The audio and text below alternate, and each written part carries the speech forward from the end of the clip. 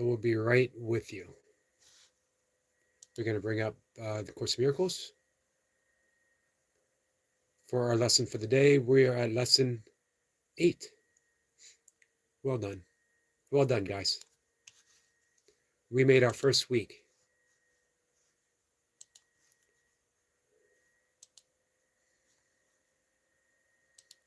I'm going to bring up the big screen. Hey, Sniper. I'll read the comments in just a minute. As soon as I'm able to see them. Bigger font.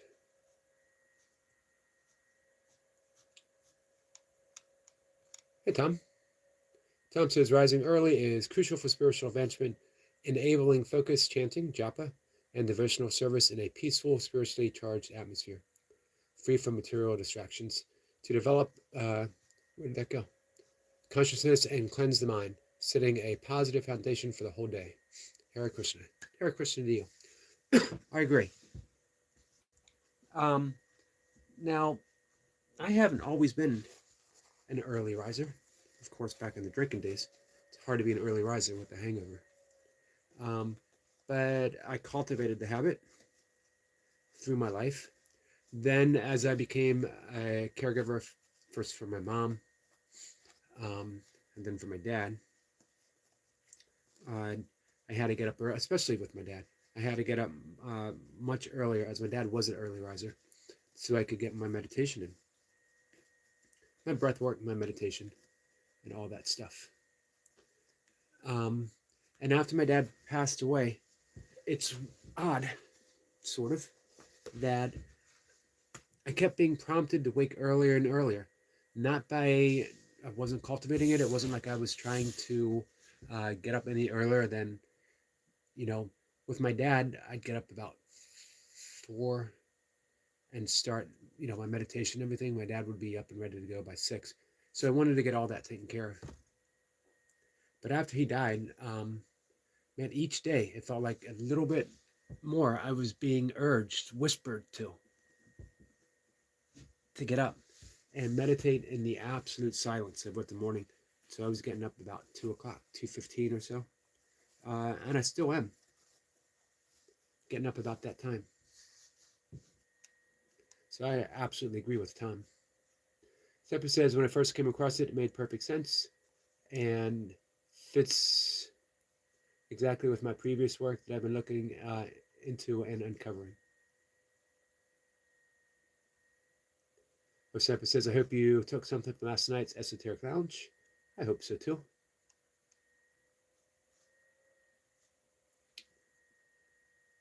Hey, Io.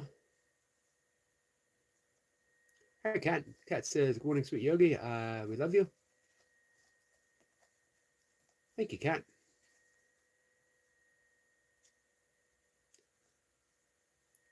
I oughta. It's nice to see you. It took me a second. It's been a bit. How are you? I hope you're well. Kat says, I love you. Or I'm sorry, Iota. Iota says, I love you, mommy. All right. You have to forgive me. This is the first time that I've spoken this morning. Not even to my cats. They might be a little insulted by that too. Tom says, by the way, Dr. Tom tomorrow is going to be teaching us how to chant. Are we going to be chanting the Hare Krishna chant, or do we have a beginner's chant? Elda says, I'm good. Thank you, Yogi. You're welcome. How are you? Me. I'm good. I'm good. I am good. Tom says, for some reason, I've always been an early riser, even when I had those extremely late nights. When I started getting light outside, my body knew it was time to get going. Circadian rhythm, I suppose. I'm glad you stuck with it. Hey, KK. Kundalini King is here. Nice to see you, my friend. So today is a wide open day. Nothing's going on as far as guests. Tomorrow, Tom's going to teach us how to chant, and the return of Dove Fishman. Dove is, him and Carol Howe are probably, and Vicky, hold on, one big effort for the last shoe. All right, that wasn't so bad. Are probably the longest living practitioners of A Course in Miracles. Dove is going on 50 years. I think he's at like 49. I definitely, when I'm in the company of him and Vicky, I even online, even texting with him, I am in rarefied company, and I can feel it. Maha mantra for all levels. Iota says, "Oh, that's fun. Definitely want to tune into that." Chanting is a wonderful activity. Changes the central nervous system, changes the neurological pathways in the brain, changes us kinesthetically. Did I just make that word up? It's a word, right? Don't forget to like the stream. Help Yogi make his dream. Well, thank you, Kat. Much, much appreciated. All right, so we want to get into lesson 8 before I talk the whole session away. Is our friend Anna here yet? Let's give it just a minute. We're going to wait for Anna. We're going to put the watch on. We're good to go.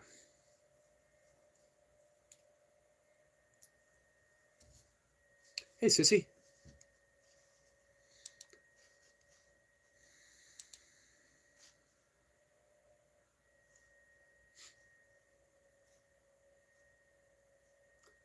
With the 16-hour day, we will also be returning to the 360 day ancient calendar, in which we resort to the lunar calendar, 28 days, 13 moon cycles.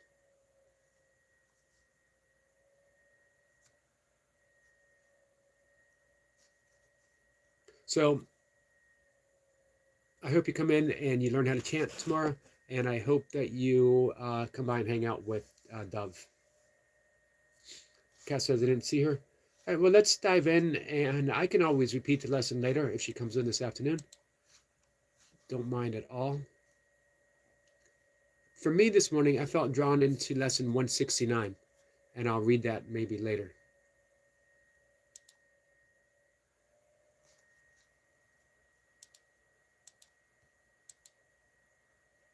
But for everyone else, because we're going by the year, we are on lesson 8. Sorry, guys. I know I should have been ready for you, but I am now. So if you guys remember yesterday, we see only the past, right? That explains everything. It explains why we are never upset for the reason that we think. It explains why these thoughts don't mean anything. How can a thought about the past mean anything now? And a lot of times we think, well, we need to have these thoughts about the past. Otherwise, we're going to repeat mistakes. But why would you? To gain wisdom from something that happened doesn't mean that you lose it even though you let go of the past. Better yet, the more that you are present within the present, the more that you tune into your natural intuition in which you are listening. You don't need a lesson. If we listen to our intuition, if we listen to what the Course calls the Holy Spirit, you can call your higher self, your deeper wisdom, the Tao within, we are less apt to repeat or even make mistakes to begin with because we're guided. We are always guided. And it's not guided by an outside source. We are guided by a presence within us, but we've ignored. We've ignored because we have the insistence of the ego. Let's not make the ego a villain, a bad guy. Let's just know that it's not real. How can something that's not real, how can a ghost in the machine be evil or a villain? It's an impossibility. So why would we rely on a fictitious character in the dream when we have reality present within the mind. So we just shift in any moment. So again, this is why our thoughts don't mean anything, because we are thinking about the past. I have, my friend, on more than one occasion. So instead of going over all of those past lessons, just know that lesson 7, yesterday's lesson, explains everything. I see only the past. Lesson 8 continues with that. My mind is preoccupied with past thoughts, meaning we never experience the present moment. We never experience the freedom, the absolute love, the forgivingness. Everything's instantly forgiven. We don't forgive. There's no need for us to forgive. When we are in this moment, what is there to forgive? If I'm here and I'm now, if I'm following Ram Dass's directive, be here now, what is there to forgive? What is happening right now in this moment that needs to be forgiven? If you're having a past thought, then you're reliving the past right now. You're not here and you're not now. What's up, Tiger King? All right. Hey, Mark. Let me read Mark's comment, and then I'm going to read the whole lesson. Kundalini King says, the eternal now? Absolutely. Mark says, big day. Yogi went to the river, played the mandolin. I love the mandolin. For 5 hours, lots of breath work. Then went scavenging for making art. Out of found items. Wow, nice. It's like Andrew Goldworthy. Carried a whole heap of really old steel, iron and steel. By the way, for those who don't know, a heap, the official measurement, you can't see it. And by this, and by this. That's a heap. So you can tell Mark was pretty busy. Up the hill, I lived in and left the house about 3 hours. Home at 10 p.m. Dude, I'm getting well again. That's awesome. Live on the steepest street in town. What's up there, Pete? All right, here we go, guys. My mind is preoccupied with past thoughts. This idea is, of course, the reason why you see only the past.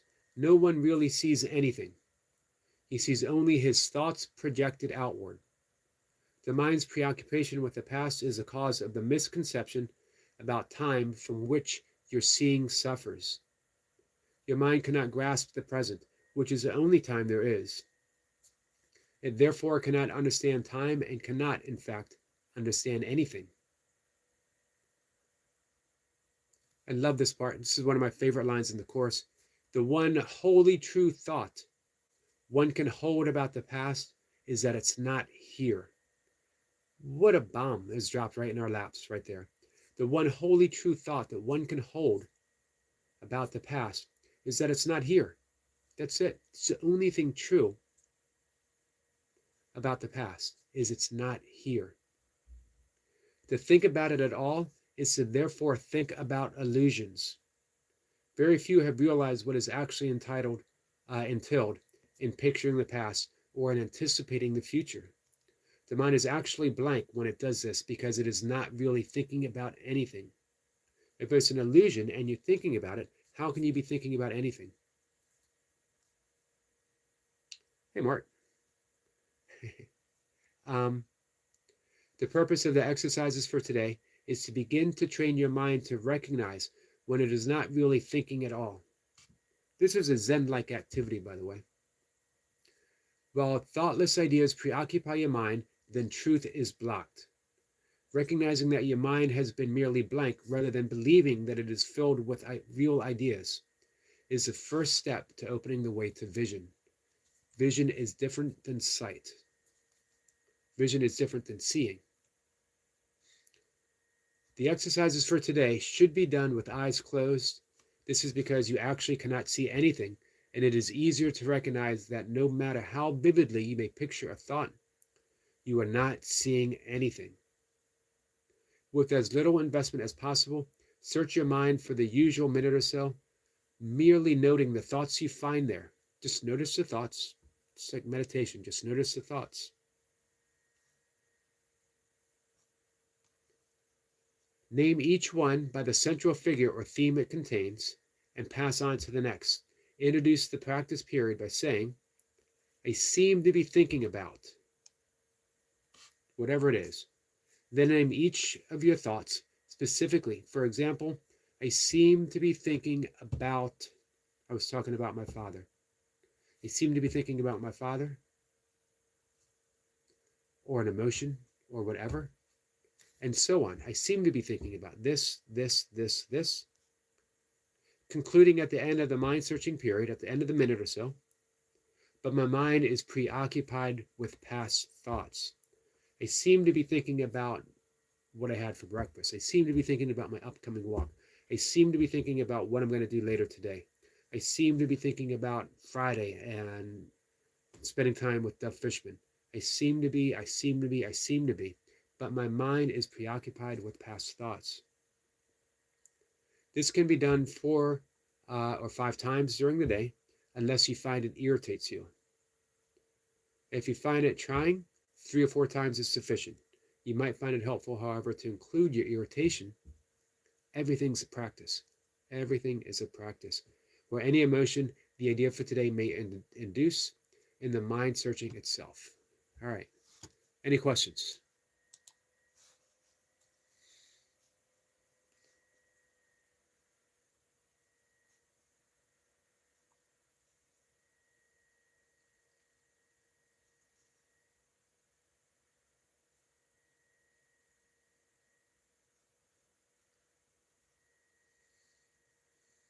Serpa says, hi to Tiger King. Tom says, happy to hear you feeling better. Missed something else? Me too.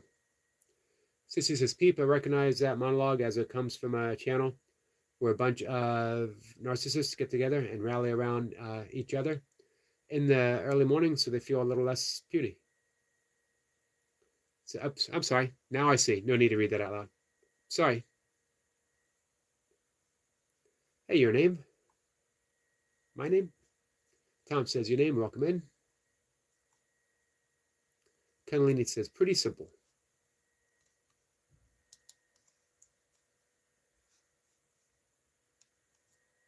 I probably didn't have to read the, and no need to read this out loud part either.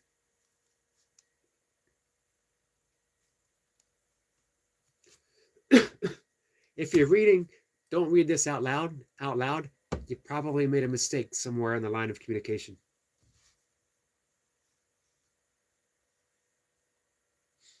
Sniper says, how does it feel to realize that your thinking is mostly just a mental replay of the past?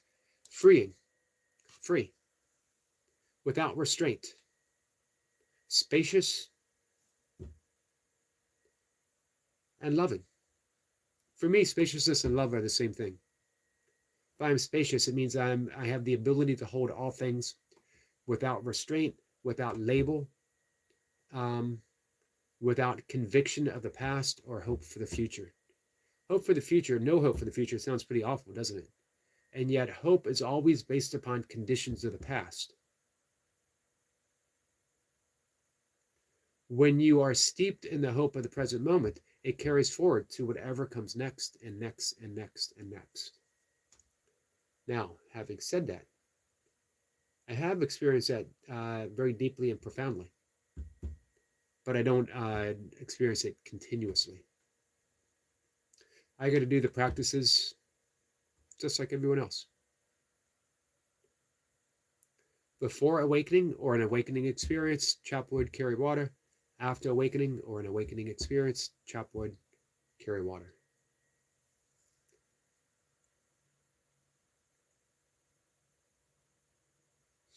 Sepa says, yep. And being connected to source is unlimited, Eric. Nothing is limited. Faith over hope. I like that, Kundalini King. The lesson for me, and I'll read what I wrote this morning. Trust. I wrote yesterday, I believe, about my time with Richard Lang Not my first, not my first rodeo with Richard Lang. Yep, Richard Lang and I are rodeo partners. Actually, you guys don't know that. On my part time, on my free times, I'm actually a rodeo yogi. Um, I would say yippee ki but it always follows with a mother, so I'm not going to say that. Yep, Richard and I we're actually rodeo clowns together, which is the most noble profession. We save cows and cowboys from being hurt. We provide a useful distraction. Rodeo clowns. I'll be honest with you. I'm a lousy rodeo clown. I care more about the cows than I do about the people. You know what they say. You grab a bull by the horns, or you grab the tail. Something like that. However, um, where was I? Oh, I'm going to read what I wrote. Anyway, Richard talked about trust, trusting the source. I made a short video, and it's on my page. I think I might have scheduled it. Look for it, if you don't mind. Hey, here's a thing, if you don't mind, if you guys don't mind helping me out. I've never really asked for this before, but I've been making a ton of shorts and long form video, anything over 3 minutes, right? Um, if you don't mind sharing those out across social media, whatever social media that you have, I'd really appreciate that, because it's not my message. It's the great teachers that have come up. That's the important thing. As well, for those who have watched any of the Esoteric Lounge, um, if you come across a moment that really strikes you, let me know. So I'm going to work on making some playlists, uh, so that people can, you know, get the essence of the Esoteric Lounge, get the teaching, um, for those who have missed it. Mark says, I have a question. Help me find a woman to love again. I'll pay you in the fields of a barber that will maintain your lemmy beard. You know, maintenance is the trick. It's easy to grow. It's hard to maintain. You guys have heard the um, my complaints about the maintenance of the beard. Hey, so I can't help you find a woman to love. However, I think by doing some of the practice, I bet you if you chant, if you make chanting part of a practice, that you can create that openness, again, that spaciousness in which you are allowing love to come in. I think by even putting it out there that uh, you wish for a woman to love again uh, is important. I think it's the first step. In Hawaiian shamanism, there's the practice of making a wish. Now, one thing it says, be careful what you wish for, be very specific, and at the same time, consider the dark side of every wish. You might wish to live to be 120 years old. And if you wish sincerely, and if your intent is pure, that can happen. However, what if you live the last 40 years bedridden, bad health, body failing? So wouldn't it be better to live for a long, well-lived life, whatever that might be? Just something to consider. So the key to making a wish for Hawaiian shamanism, connect with nature. Go outside. Early morning is best before it's busy. And pause at a source of power for you, a connection. Sniper would say a thin place. Could be a tree, a bush, a waterfall, whatever. Could be a star. And feel that connection. Sit there and notice your thoughts. Follow your breath. You can do a specific breath work. I like doing the yogic, the full yogic breath, that 3-part breath where you breathe in, allowing your belly to expand. Then you breathe in even farther, allowing your rib cage to move outwards. And then that final part, this is all done in one breath, all the way up into the clavicles. Now release clavicles, rib cage, belly. 3-4 times. Hand on the heart. one hand or the other. Make your wish 8 words or less.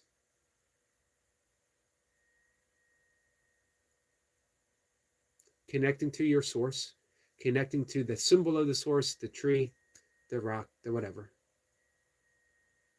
Thank you, thank you, thank you, and let it go. Allow the universe to work out the details. That's not your concern. Your concern is already done. You made the wish. Don't be an ox, grumpy old men. Excellent advice.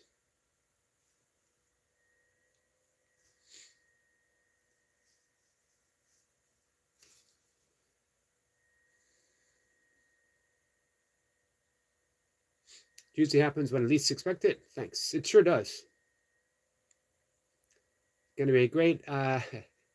Lemmy beard. We're working on it. Hey, quick. Ain't no such thing as miracles. Probably true for you. I would not argue that. It's not for me to dispute someone's experience. So here's what I wrote this morning, and it's called Release. Inspired by lesson 169. Hey, good morning, my friend. By grace I live. The beginning of lesson 169 of A Course in Miracles, and its full acceptance is a way of life that leads directly to the realization of the Christ within. This is such a beautiful declaration that grace is God's love and my trust belongs only here. I've been on this edge for some time now, touched by a hint of grace, yet still withholding complete trust, even as I knew there was no value in any other option. Yet here I am, older, worn through by fear, and grace is still inviting me, ever patient, gently waiting for me to step from that edge and fall within the arms of love. What I realize now is that I've always lived by grace, although often ignored and quickly forgotten. It's the second part of this lesson that's taken me so long to remember. By grace, I am released. Forgiveness is inclusive. No one is left out, including myself. And herein lies the grace of my release. We are the last of the forgiven, not by anyone else, because of the resentment, the grudges, the judgments that we hold against and for ourselves.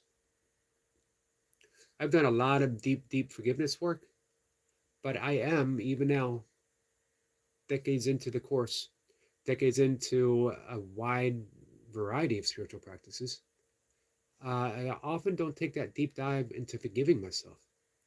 That comes up unexpectedly. Sometimes it comes to me unexpectedly in dreams of drunken driving. That feels very real, that I've put people in jeopardy again. I've been without a drink for going on 27 years. And yet, I still occasionally have these nightmares, waking up in a cold sweat. My hands actually, it'll take a while for my hands to unclench because I'm holding a steering wheel. I wake up cold, covered in sweat, my breath ragged, my hands cramped up. Because I haven't fully forgiven myself yet. But I'm working on it. I'm working on it, guys.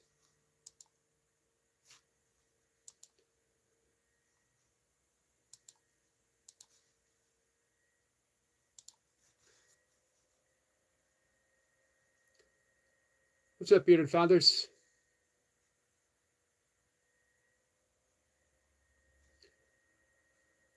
Tom says, his beard looks nothing like Lemmy's. So what's going on with your stomach, bearded? What did I miss?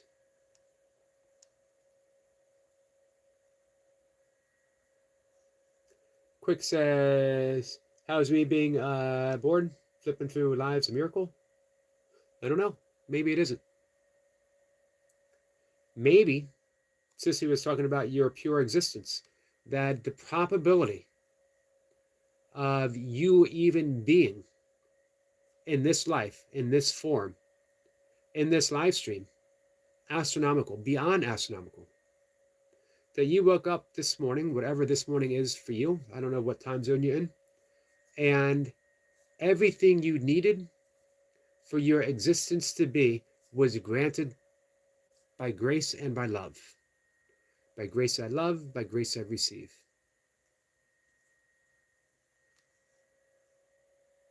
Or maybe not. Either way.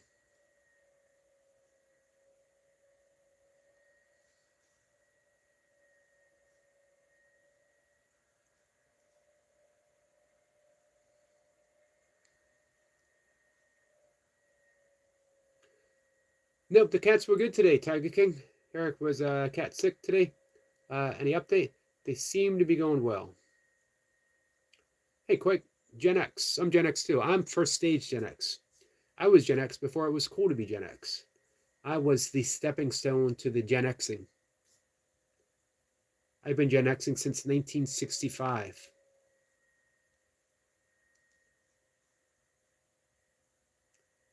I am first wave MTV generation. I wanted my MTV before you even knew what MTV was.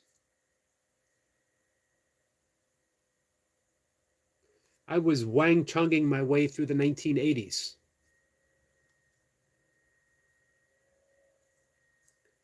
Someone told me that I could dance if I want to, and I said, yeah, I know I can. I'm Gen X, man. Told me if I can dance if I want to. I had friends come up and say, you can't dance. And I said, you know what? I can dance if I want to, and I'll leave my friends behind. Because if they don't dance, well, you ain't no friend of mine.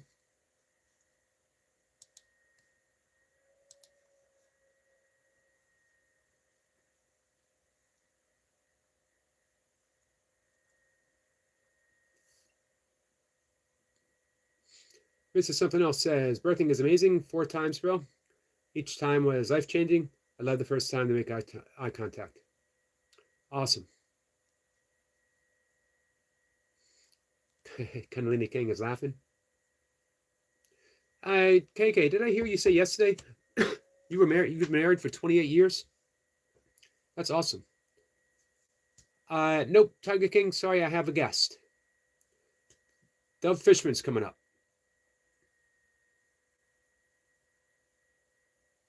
Sissy says, I birthed 5 beautiful babies at once, and I am fortunate to still be alive. Indeed, indeed, my friend.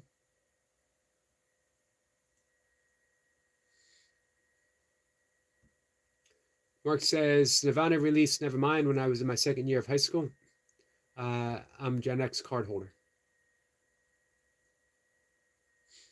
Kundalini says, in our 29th years of marriage. That's so awesome. Sissy says, no, not at once. One right after the other. Thank you, Tiger King. I got today open. Sissy says, Yogi Fibber. It was a speculative guess. I speculated.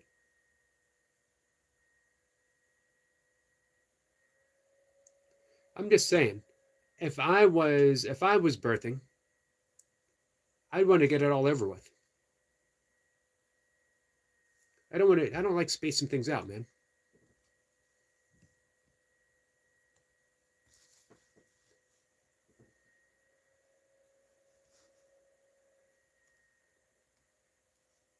Thanks for being understanding, Tiger King.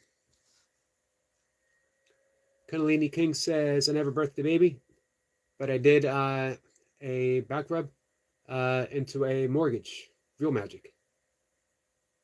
Did turn a back rub into a mortgage. There you go. That is definitely magic. There's at least a 13-month to a 2-year gap between all of them. I will be live at 1 o'clock, which is 6 for you, and the regular time again at 5:25, which is 10:25 for you.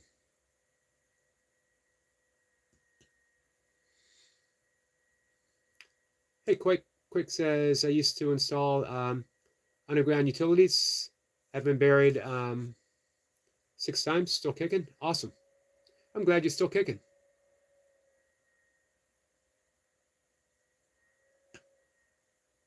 It's another sign of a Gen Xer. You probably had the 45 record of Kung Fu fighting. That's right. If you're Gen X, you might have survived the great Kung Fu fighting episode of the 1970s. You've also might have discoed with a duck. Sissy says, my two youngsters are only 13 months apart. Hey, Ishi. I'm trying to start a Swedish heavy metal yoga studio. Any type, any tips? No. But good luck. I hope it goes well.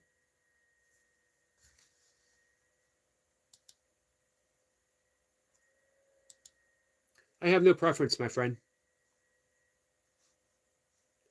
Kundalini says, big board tunneling. I've been buried twice and lost one finger. Wow. Which finger?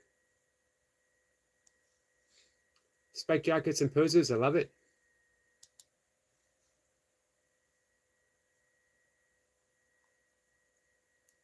Either time that works for you. 6 o'clock or 10:25. Tiger King, whichever works for you. Mark says, did you know the word amen comes from the prayer ending with a mum? I did not know that. It makes sense, though. Kundalini King says, turn a few bore pits into pools. Well, these black leotards would work both on stage and in the yoga studio.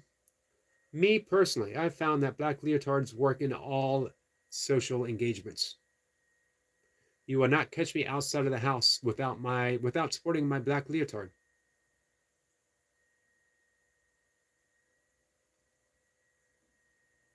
I was married in a black leotard. It's not surprising that I was divorced in a black leotard. Oh, left index finger, my nose finger. Man, that's sad. Because, man, now you've been going through life with a snoot full of boogers, unpicked. Kundalini King's nose has been unpicked for decades. I'd like to lend a hand with that, but sorry. I don't want to get boogers all over my black leotard. All right, Tiger King, 10:25. Works for me, my friend.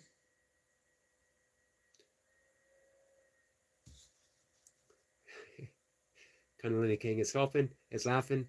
Tiger King says, soul come up at 10:25.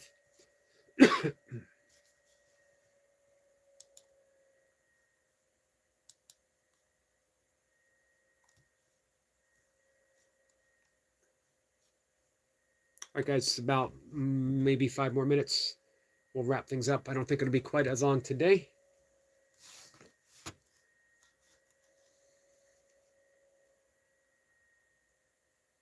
Dr. Tom says, just bought tickets to the Tiger King show later. Man, you had to camp out for those tickets too. Here's a question. Here's a question for the Gen Xers. Have you camped out for tickets for a concert, and what concert was it? For me, camping out for Dead tickets was as much fun, sometimes more fun, than the show itself. Camping out for Dead tickets was an experience, part of the whole Dead trip.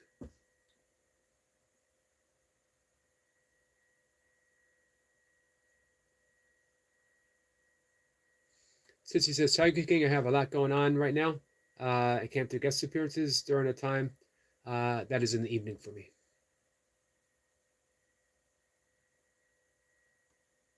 If you ever feel like pulling a card or two in the afternoon, so you have a standing invitation, I don't bring it up because I don't ever want to put pressure on you, but just know that you have a standing invitation. Morning too, 5 a.m., whatever works for you, if it ever does.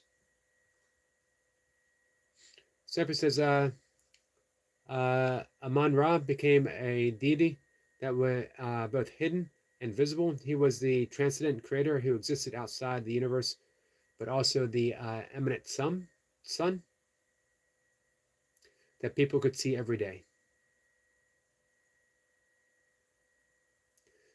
Sissy's going to bring the tent. Bring your own beer.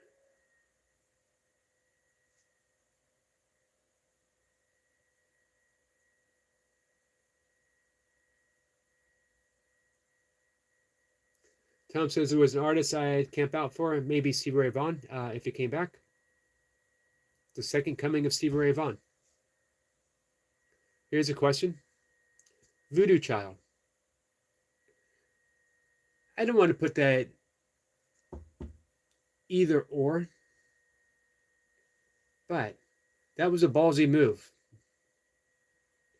Hendrix could cover people, but I don't know if anyone could cover Hendrix. That's all I'm saying about that. What's up, Mr. Badass?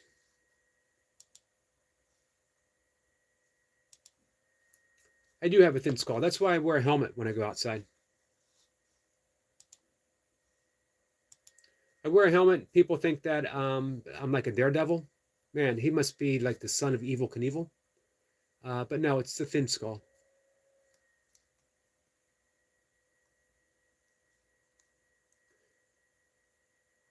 Catalina King says, my Uncle Troy was a guitar teacher in Berkeley. He taught a young man to play electric guitar. That young man played guitar with a missing finger. The band was the Grateful Dead. That's absolutely awesome.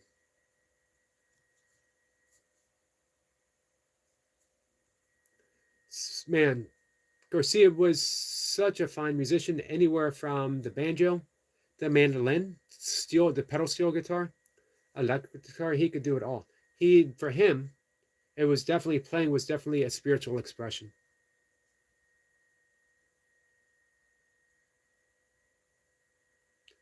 Tiger King says, wrong email, Tom. Don't get tickets from there. Oh, www.tigerkingpromotions.com. Man, I was going to camp out. I was going to camp out for Tiger King tickets. Mark says, I'll bring a gallon from the still and a blanket. Okay. Kind of just in case. You got to be prepared. You got to be prepared.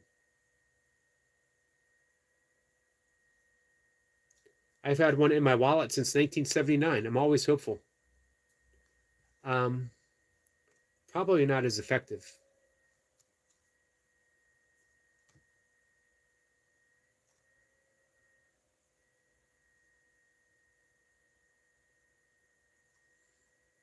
Sissy says, to Miss Badass, anywhere else you will get reported with that statement. Consider yourself lucky you get here in the dunce cap and timeout corner. Mark has sniped. Hey, Maddie. Thank you. Maddie, how are you feeling, my friend? Semper says, Tiger King, what time are you coming up? Hey, Sammy. Hi, you need a mod too? Well, you can interview some of the mods here. They might want to come over and be a mod for you. Maddie says, Squirrel Bro. Maddie, I hope that you're, I hope the illness is passing. I hope you're feeling better. Oh, man, Mark says 1979. It's perishable, dude. Sorry. Well, at least now I know.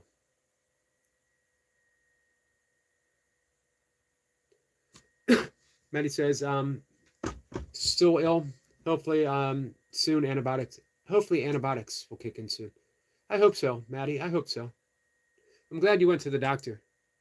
I know that was last resort for you. Tiger King says, could we all guess what job you used to do, Eric, back in the day, please? I guys told you, I was a rodeo clown. I was a black leotard wearing rodeo clown, Grateful Dead concert goer. That was my profession. Tom says Eric was a bouncer. I basically, as a favor, a friend of mine who owned a bar, it was called the Judge's Bench, Ellicott City, Main Street, historic Ellicott City. And it was for appearances because I was big.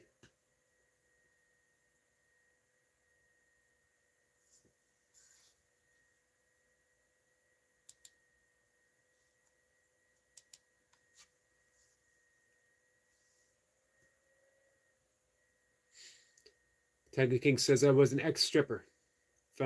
from chipping deals. Chipping deals. So that wasn't really my game. That wasn't my profession. Basically, it was a way to drink for free. Hey, Eric, can you check ID? Can you stand at the door? If any trouble, can you help break it up? And we'll give you all the beer you can drink for the night. Man, did they not know what they were getting into.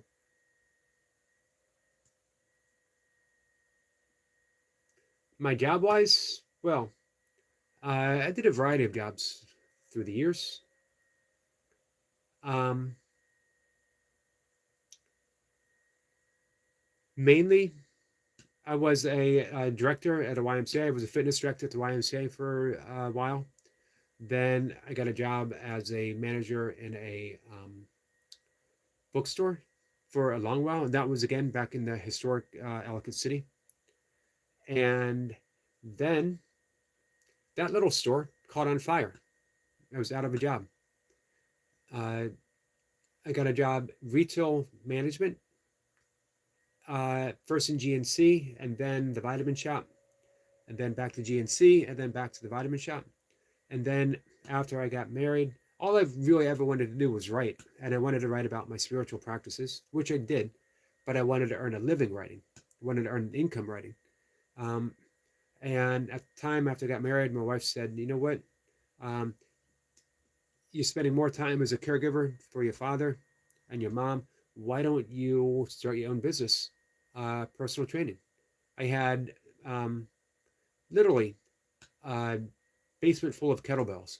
Um, and they were relatively new at the time. She's like, take your kettlebells to people's houses or have them come to your house. So I quit my job as middle management, retail, health food industry, and started training people and did quite well for a number of years. Um, COVID, I lost my business and I stumbled upon, well, I lost my business and then I was occupied. I was a caregiver. They asked me what my vocation was for over 15 years. It was being a caregiver for my parents. So after my father died, I didn't know what to do. I was lost. I did not have the heart to start up my business again. I lost 2 cars, unfortunately. So it would have been difficult for me to go to people's houses. It's difficult for me to go out and apply for a job.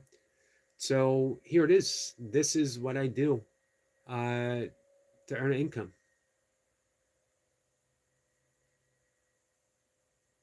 YouTube.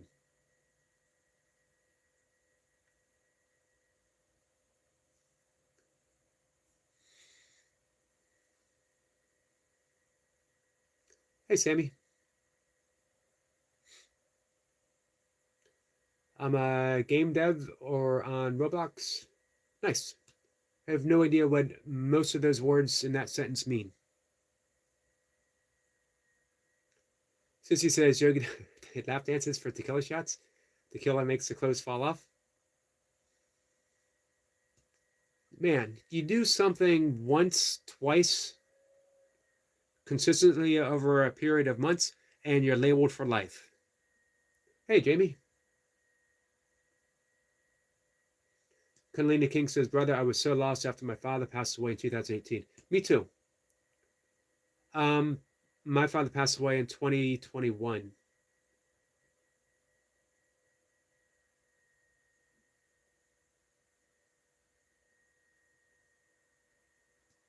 And very vividly, I recall not just being lost because I lost my father, who was uh, just such a loving presence throughout my entire life. I've told the story of my last moments with him, so I won't reiterate it again, but I'm sure I will tell it again. I didn't know what to do. Again, without cars and without any desire to restart a business that had lost a lot of meaning to me anyway. I remember after meditation, deep prayer, what should I do? What do I do now? And instead of getting a very specific, well, start a YouTube channel and start talking about the things that are meaningful for you. Um, what I was given was, you're not done being a caregiver.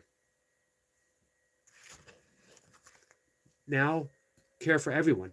Everyone that comes into my life for a moment, an instant, for however long you guys come here and stay, I care about you. Uh, my channel is an extension of my caregiving. Sometimes, you know what? Some of the best caregiving that I did for my mom and my dad was offering presents. The acts, the end of my dad's life when he was passing away from congestive heart failure, age of 94, I had to do everything for him. What was important to me was conveying to him that he was still my father. Our roles weren't reversed. He was my father. He was always my father. He was the one that I turned to. Just because there was things that he could no longer do that I did for him did not reverse that. I had to let him know at every possible moment that he was my dad, that he was the important figure. With my mom, it was presence as well. When you're with someone who is suffering dementia, my mom, a long battle with Alzheimer's, and I could witness what she was losing every day. I could see it in her eyes. I could see the awareness was there. She was aware of what she lost. She was aware that certain words were no longer available to her. She was aware that she could no longer communicate the way she used to. But the awareness itself of which my mom was and still is was ever present. So the care that I was able to offer my mom was, yes, uh, personal stuff, but more importantly, it was providing the presence of recognition. I was told my job was to continue being a caregiver, and now I have everyone. Now it's no longer a specific person. I'm no longer caring for my dad. I'm no longer caring for my mom. But I'm still a caregiver. So we do breath work as needed. We do meditations as needed. I teach. That's why I got my meditation teaching certification, and it's why I got certified in breath work. I wanted a viable way of teaching it to others. It wasn't enough that I could do it, and I had been doing it for decades. I wanted to know how to teach it to people in a very practical sense. Same with meditation. So I became a meditation instructor. I became a breathwork coach, and that was going to be my vocation. I was going to teach meditation as my job. I was going to teach breathwork as my job. But somehow I stumbled on my YouTube channel, and it occurred to me, this is the place I can teach it for free. I can offer it for free. And I wasn't really so much going to talk about A Course in Miracles. For me, it was a deeply personal path. I didn't think it was something that would have an audience. Everything happened organically. And this is why Vicky Poppy and a couple of other guests, even recently, have reached out to me after our conversations and said, thank you for finally accepting the invitation the Holy Spirit has given you. All right. Enough of that. Catalina King says, my father was on an ICU nurse. My dad made it home to hospice care. We set him up, hospital bed in the living room. And he passed away that night. Did not make it. I thought maybe I'd have 6 months. I thought this was in October. I thought for sure we'd make it at least until Christmas. My father, ever the most thoughtful person in my life, considered otherwise. I get this deep sense that he did not want to put us through that. So he passed away that night. Here's my dad. I said I wasn't going to tell this story, but I will. This tells you everything you need to know about my dad. He came home he was giving medication for pain. And we sat up a bit and we talked. I told him I was going to go upstairs to get some sleep. He had a bell and an intercom. And if he needed me, all he had to do was press both or either. And I would come down. And he knew it. I sort of fell into a fitful sleep.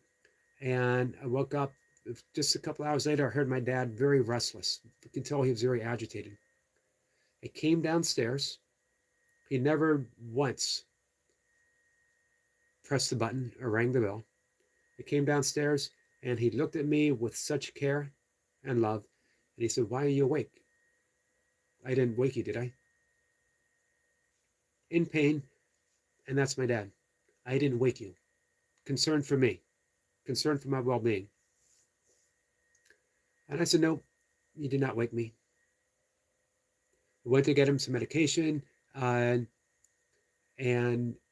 one he drank, the other was a pill, but he was unable to swallow it.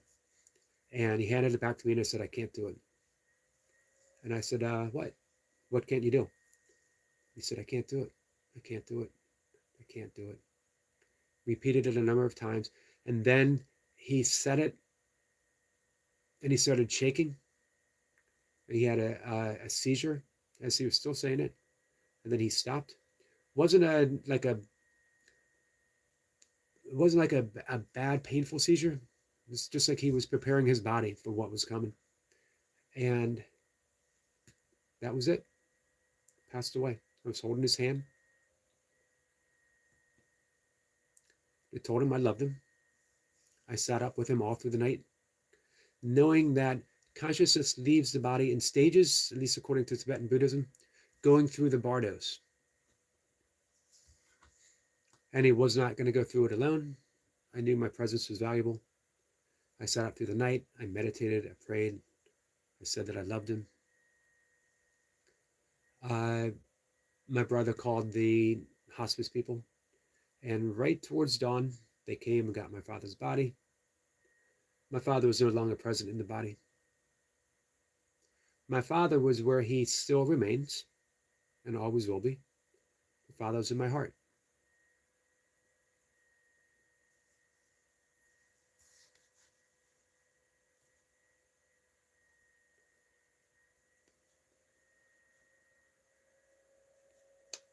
Thank you, Tom. Thank you, Kundalini King.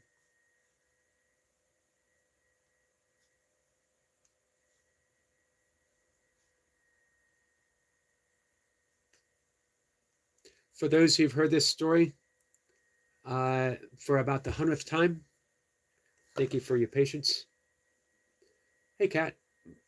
My cat and my birds. Good morning. I love both cats and birds.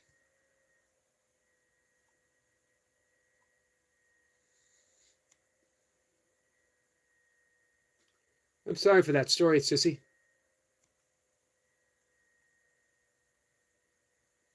Thank you for those words, Sniper.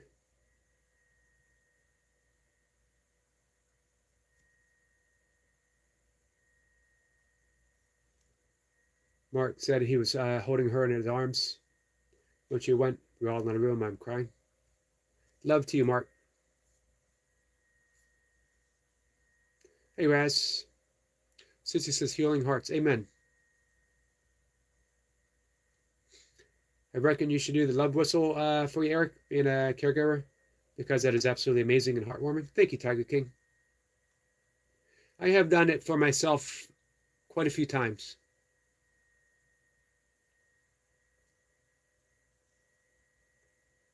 Hey, did I miss Mary? Oh, Mary's kids, my cats and my birds. Why isn't my cats and my birds modded up? We all know Mary's gigs. Mary, one of my all-time favorite people on all of the interwebs. Every last one of them. Every interweb. All right, guys. I actually made it an hour. Did not think I would. Thank you, Mary. Thanks for being here.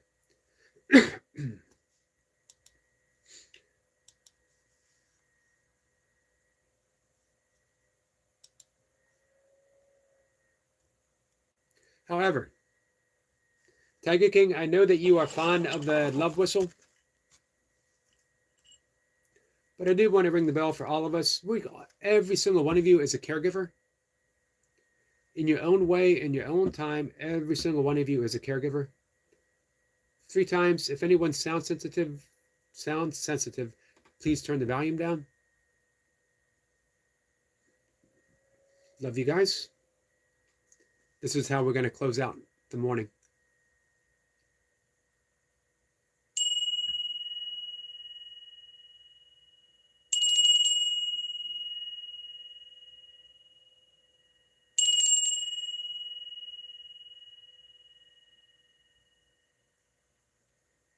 Guys, your role as a caregiver, it isn't done. You got more people to care about. Thank you, Mira, my friend. Nice to see you. Love to your mother and love to your family. We're going to go.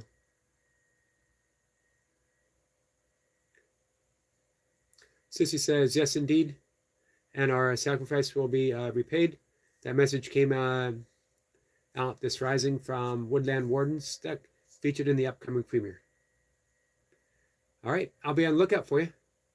I am, Mir. Thank you. Good day to you, Mary. I hope you have a wonderful day. I will look for you on the highway. If you want to see the most hardworking, joyful gig worker in all of gigdom, Mary's Gigs.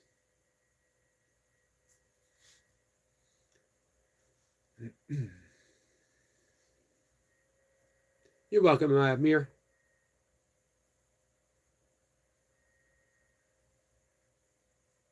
I am, my friend.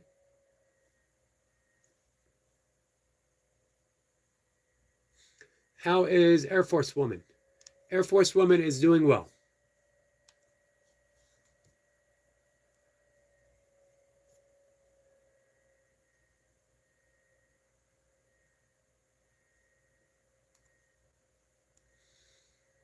All right, guys. Love y'all. Mary says, you're too kind. I call it like I see it, my friend. Nothing keeps you down, Mary. Rebel says, hey, Goofy.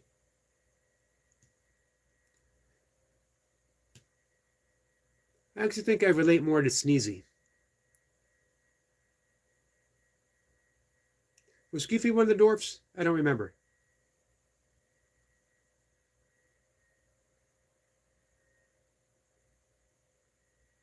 Sissy says, we love you back, bro straw. Thank you. Now I'm lost in Goofy. The 7 dwarfs. Was Goofy one of the dwarfs? I don't think so. You know, I bet y'all, hey, Lady Sky, I bet y'all think that Goofy was a dog, right? Disney Goofy?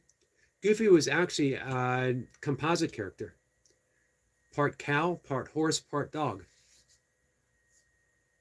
Here's a question for you. Why did all those animals wear clothes? Except for Pluto. Why didn't Pluto have pants? I don't know. However, I suspect there are answers out there. And I'm going to find them. All right. That's okay, Lady Sky. It was a good episode. Love you all. Take care.